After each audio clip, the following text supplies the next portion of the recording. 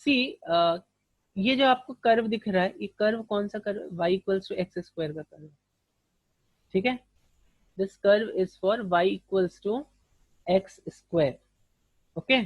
हम लोगों ने क्या देखा था? We have already seen in our lecture of calculus that dy by dx जो होता है, ये हमें स्लोप देता है किसी भी पॉइंट का ना। dy बाई dx बेसिकली मुझे क्या देता है? किसी भी पॉइंट का स्लोप देता है, ठीक है। And we know that formula, अगर मान लो y equals to x to the power n है, तो dy बाई dx क्या हो जाएगा?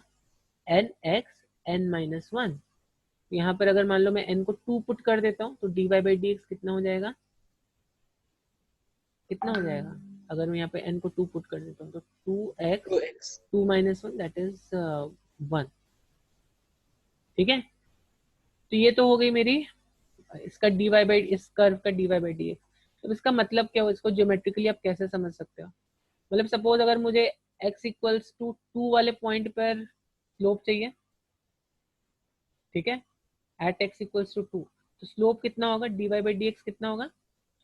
4 होगा। x इक्वल्स टू 1 पे कितना होगा? dy बाई dx कितना होगा? 2 हो जाएगा, करेक्ट।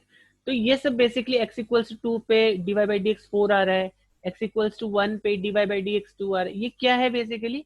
ये स्लोप है इस ग्राफ का इस पॉइंट पर। इतनी बात क्लियर है? ओके, अगर इतनी बात आपको यस क्लियर है, सर। अगर इतनी बात अगर आपको क्लियर है, तो देखो अभी मैंने आपको क्या बताया? डी वाई बाई डी इस ग्राफ का देखो, y equals to x square है ये, d Y by D x कितना आ रहा है? 2x आ रहा है, ठीक है। तो यहाँ पर let's say x equals to 1, at x equals to 1, देखो d Y by D x कितना आ जाएगा? कितना आ रहा है? 2। मतलब अगर मैं वन वन वाला पॉइंट लेता तो 1 यहाँ पर होगा, या 3 ले लूँ क्या? 3 is 3 visible to all of you? 3 वाला पॉइंट चलो ले लेता हूँ मैं, ठीक है। या चलो मैं अगर मैं 3 बोलता हूँ, एट एक्स इक्वल्स टू 3, देखो कितना D Y by D X का वैल्यू,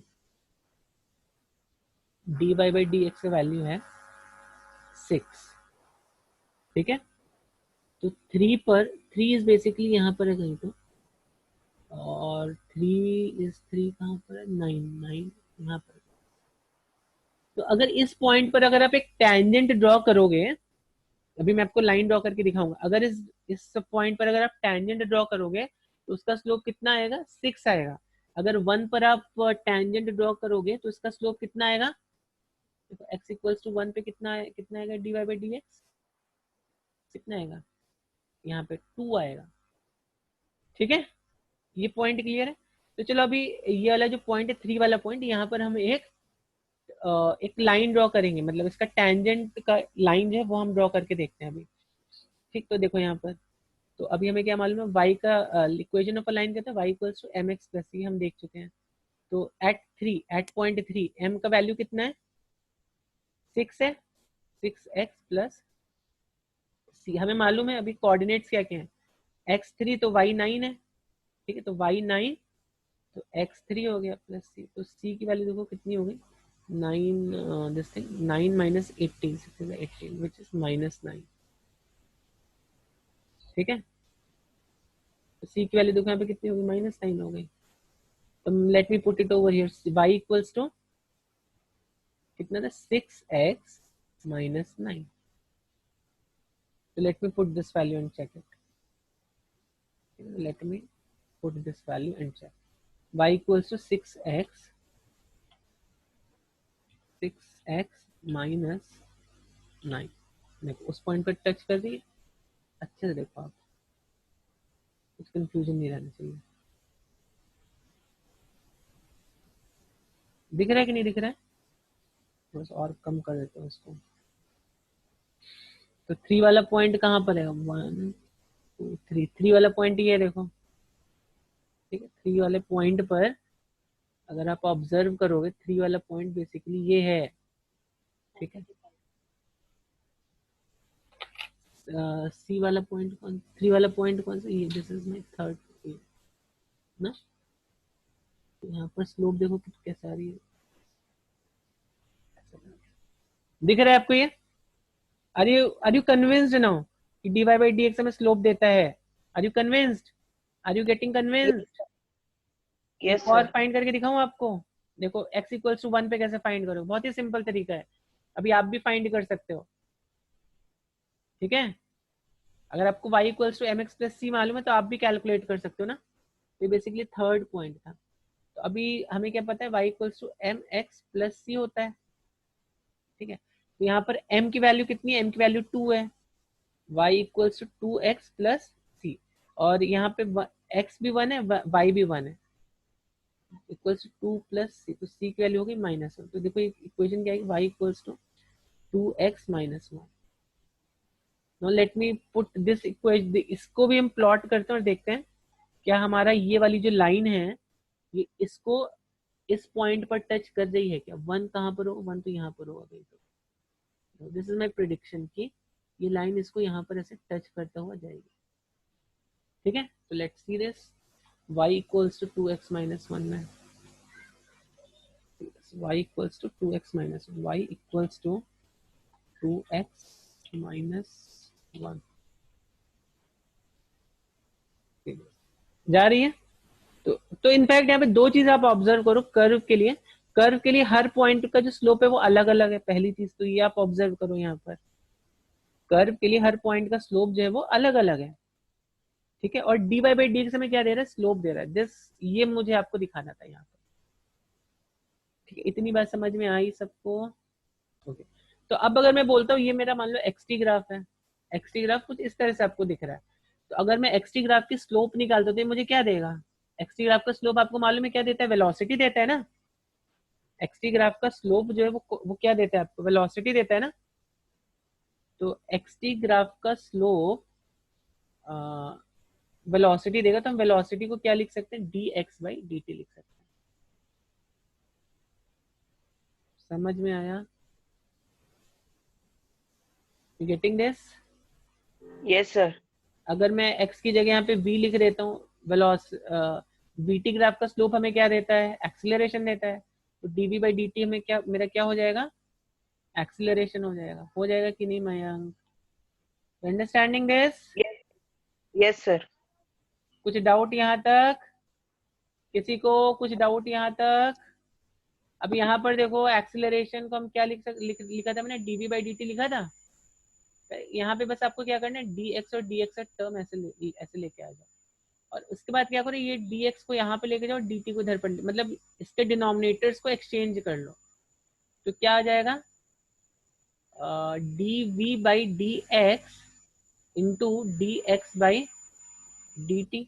देखो करेक्ट, तो यहाँ पर ये क्या आ गया आपके, तो dv बाई डी एक्स आ गया, और ये कितना आ गया, v into d v by D x. D x by d t भी होता है ना, देखो यहाँ से हमने ये इस प्रपोजिशन से D x by d t भी है, तो ये थर्ड कैलकुलस की इक्वेशन, ये इनफैक्ट ये बहुत ही वेल नो कैलकुलस में, जब भी हम काइनेमेटिक्स से कोई भी क्वेश्चन सॉल्व करते हैं we begin from these three equation itself. ये बिगिनिंग पॉइंट है कोई भी काइनेमेटिकल इक्वेशन को कैलकुलस में लेके आने का। ठीक है, तो चलो, तो हैविंग सेड दैट कि कैलकुलस की मेरे पास तीन इक्वेशन है, कौन कौन सी, velocity which is dx by dt, acceleration which is dv by dt, और एक्सीलरेशन को मैं एक और तरीके से लिख सकता हूँ, v dv by dx। ये तीन इक्वेशन है मेरे पास क्या। अब देखो यहाँ पर आपको इंटीग्रेशन याद है क्या, do you remember at least the formula for integration, याद है आप लोग को इंटीग्रेशन का फॉर्मूला क्या था, इंटीग्रेशन का फॉर्मूला विद लिमिट्स, अगर नहीं याद है तो देख लो यहाँ पे, x to the power n dx, इसको जब आप इंटीग्रेट करते हो क्या आ जाता है, x is to n plus 1 upon n plus 1, अगर ये a है ये b है, तो limits from a to b, this is b to the power n plus 1 upon n plus 1 minus a to the power n plus 1 upon n plus 1। Do you remember this formula, क्या आपको ये formula याद है? Yes sir. Yes sir. क्या आपको ये formula याद है? नहीं याद है तो लिख लो जल्दी से फॉर्मूला। और मैंने एक और चीज बताई थी आपको, अगर मान लो यहाँ पर A X to the power N होता, तो हम इसको कैसे इंटीग्रेट करते हैं, A to the power A को बाहर निकाल देते हैं, ठीक है, A X to the power N D X अगर है तो जो कांस्टेंट टर्म है उसको हम बाहर निकाल देते हैं, ठीक है। ओके, तो अब चलो अब इन इक्वेशंस को हम कहाँ पर अप्लाई करते हैं, मैंने जो अभी आपको कैलकुलस से काइनेमेटिकल इक्वेशंस बताई वहां पर इनका अप्लाई करते हैं, और फिर इनके कुछ हम एग्जांपल्स देखेंगे, क्योंकि जो नेक्स्ट टॉपिक आपका आने वाला है उसमें इनका यूज है। तो चलो, तो let's see our now kinematical equations का कुछ यूज देखते हैं। तो देखो पहली बार मैं इसको ले रहा हूँ, पहले मैं इसको लेता हूँ, ए इक्वल्स टू कितना है, d v by d t. देखो इसको मैं कैसे, बहुत ही सिंपल है ये वाला, तो देखो ए डी टी इसको मैं ऐसे लिख सकता हूँ which is equal to d v, ठीक। अब देखो, अब जब हम लिमिट्स लगाते हैं यहाँ पर इस इंटीग्रेशन में, जब हम लिमिट लगा रहे हैं तो यहाँ पर बहुत ही ध्यान देना है आपको। तो टी जीरो पर इनिशियल वेलोसिटी कितनी थी, यू थी, और लेट्स से टाइम टी पर इनिशियल वेलोसिटी कितनी, मतलब वेलोसिटी का वैल्यू कितना था, वी था, ठीक है। अब देखो यहाँ पे अगर मैंने केवल इंटीग्रल में डी एक्स लिख दिया है, बहुत ध्यान से देखना, इंटीग्रल में केवल डी एक्स लिख दिया तो इसका मतलब क्या हुआ, एक्स का पावर कितना है, बहुत ही सिंपल है, तो एक्स का पावर कितना है, एक्स का पावर 0 इंटू डी एक्स है, एक्स का पावर 0 मतलब क्या हुआ, 1 हो गया, ठीक है। यहाँ पे v का पावर कितना है, 0 है, तो इसका इंटीग्रेशन क्या होगा, अब आपको मालूम है x raise to n dx is x raise to n plus 1 upon n plus 1, तो इसका इंटीग्रेशन कितना होगा, x raise to 0 plus 1 which is 1 upon 1, ठीक है। तो उसी तरह से यहाँ पर देखो इसका इंटीग्रेशन कितना हो जाएगा, इसका इंटीग्रेशन हो जाएगा v and will put limits u से v तक, और इसका भी देखो उसी तरह से इंटीग्रेशन, a बाहर ले लो D T something like that, तो इसका भी इंटीग्रेशन कितना होगा, इसका भी इंटीग्रेशन होगा t ना, लिमिट फ्रॉम 0 टू t, तो now a when I put this limit t minus 0 equals to v minus u, correct, correct, देखो क्या आ गया, a t equals to v minus u, v equals to u plus a t. अपनी first equation दिख रही है आपको, देखो फर्स्ट इक्वेशन दिख रही है जो मैंने कैलकुलस से डिराइव कर ली, are you seeing this equation. तो आपका ये डाउट है कि इसमें मैंने ए को इसके साथ क्यों रखा है, इसको बाहर क्यों नहीं लिया, तो एक्चुअली वो बाहर ही लेंगे उसको हम। ए देखो मेरा कांस्टेंट है ना, एक्सीलरेशन कांस्टेंट है ना इन यहाँ पर, समझ रहे हो, अगर मैंने बोला एक्सीलरेशन मेरा कांस्टेंट है, ठीक है, तो मैं क्या बोलूंगा, जब जब मैं इंटीग्रेट करूंगा तो ए को बाहर रख दूंगा, उसमें कुछ इतना बड़ी बात नहीं है। जैसे मैंने आपको बताया ए, समझो 2x² को मुझे इंटीग्रेट करना है, 2x² dx को मुझे इंटीग्रेट करना है, तो कैसे इंटीग्रेट करूंगा, 2 को बाहर ले लो x² dx, और लिमिट मान लो 0 to 1 है, 0 to 1 लिमिट लगा दो, तो 2 ये कितना है x³/3, यहाँ पे लिमिट लगा दो, तो यहाँ पे कितना आ गया 2 इंटू 1/3 माइनस 0, तो 2/3 आपका आंसर हो गया यहाँ पर, अभी चमका।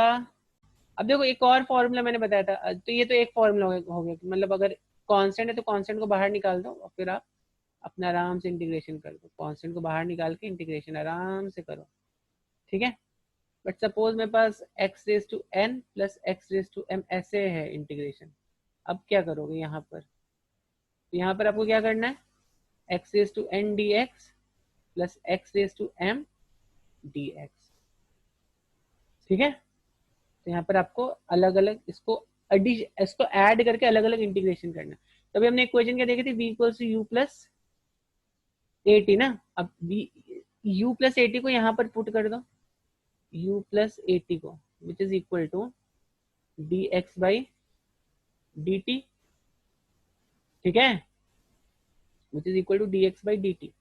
तो अब देखो यहाँ पे d x equals to u plus a t d t, अब हमें इसको इंटीग्रेट करना है, ठीक है। तो let's say t equals to 0 पे इस पार्टिकल की पोजीशन 0 थी, करेक्ट, और t equals to t plus particle की पोजीशन एक्स थी। जरा इसको इंटीग्रेट करके देखो कौन सी इक्वेशन आ रही है आपकी।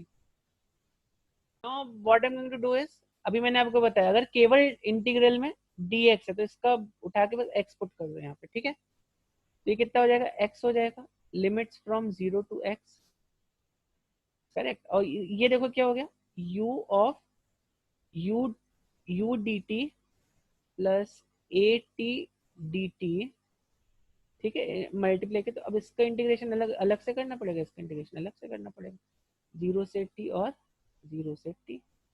तो फाइनली कितना हो जाएगा,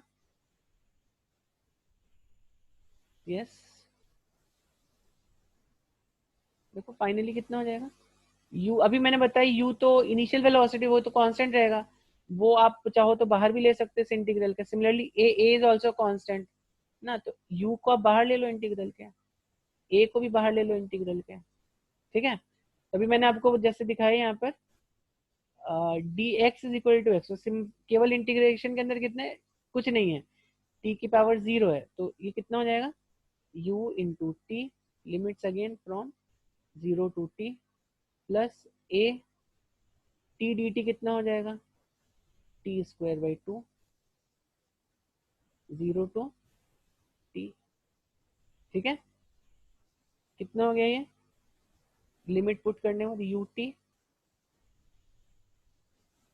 लिमिट पुट करने वाली हो गया मेरा यू टी, कितना plus a T square by 2, हो गया कि नहीं हो गया, correct.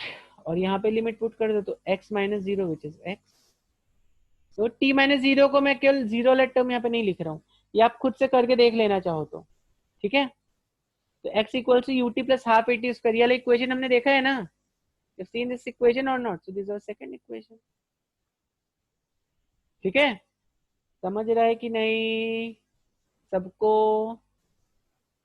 everyone is getting this? Yes.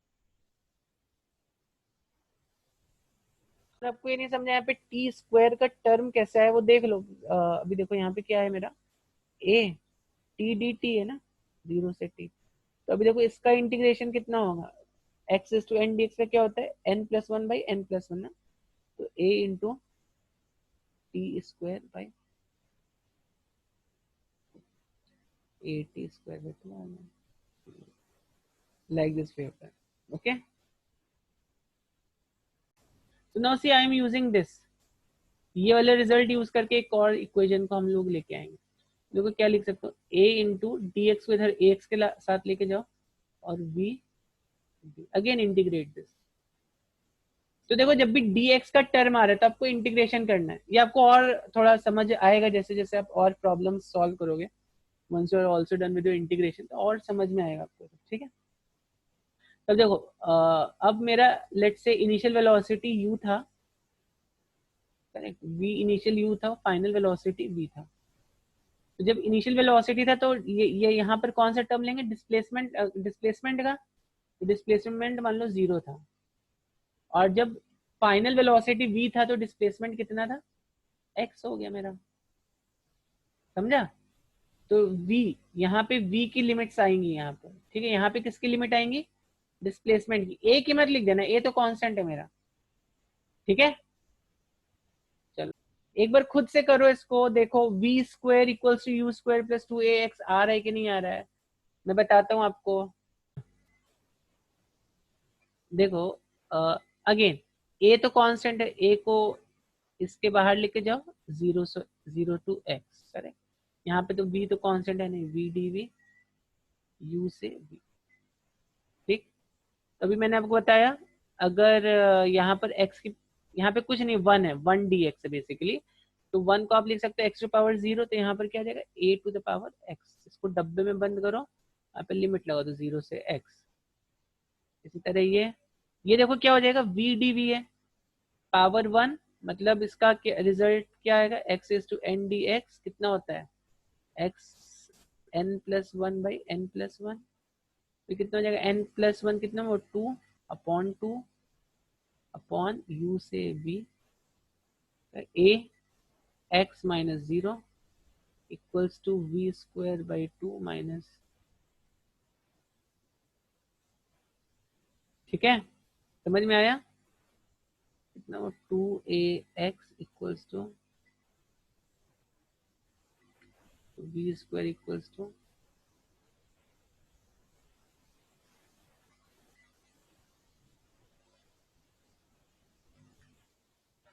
समझ में आया?